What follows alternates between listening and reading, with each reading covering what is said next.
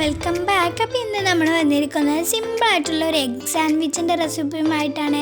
വീട്ടിലുള്ള സാധനങ്ങളുണ്ടെങ്കിൽ നമുക്ക് പെട്ടെന്ന് തന്നെ ഉണ്ടാക്കാൻ പറ്റും. അപ്പോൾ എല്ലാവരും വീഡിയോ കണ്ടിട്ട് വരിക.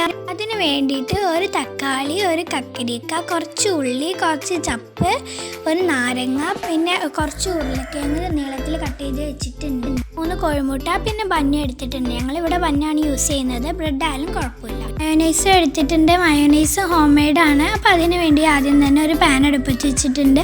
അതിലേക്ക് കുറച്ച് ഓയിൽ ഒഴിച്ച് കൊടുത്തിട്ടുണ്ട്. എന്നിട്ട് നമ്മൾ കട്ട് ചെയ്ത് വെച്ച ഉരുളക്കിഴങ്ങ് ഇട്ട് കൊടുക്കും. അപ്പോൾ ഒരു പാത്രത്തിലേക്ക് നമ്മൾ മുട്ട പൊട്ടിച്ചിട്ടിട്ടുണ്ട്. ഇനി അതിലേക്ക് ഉള്ളിയും കുറച്ച് ചപ്പും ആവശ്യത്തിലുള്ള ഉപ്പും ചേർത്ത് കൊടുത്തിട്ട് ഒന്ന് മിക്സ് ചെയ്തെടുക്കാം.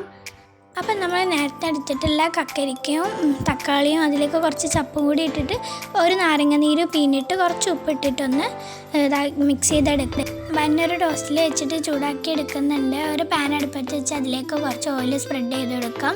എന്നിട്ട് നമ്മുടെ മുട്ട ഒന്ന് ഫ്രൈ ചെയ്തെടുക്കാം. അപ്പോഴേക്കും നമ്മുടെ ബന്നൊക്കെ റെഡി ആയിട്ടുണ്ട്. എന്നിട്ട് നമ്മുടെ മുട്ട മറിച്ചിട്ട് കൊടുത്തിട്ടുണ്ട്. അപ്പം നമ്മൾ നേരത്തെ ടോസ്റ്റ് ചെയ്ത് വെച്ച ബന്നിൻ്റെ സൈഡൊന്ന് കട്ട് ചെയ്ത് കൊടുക്കാം.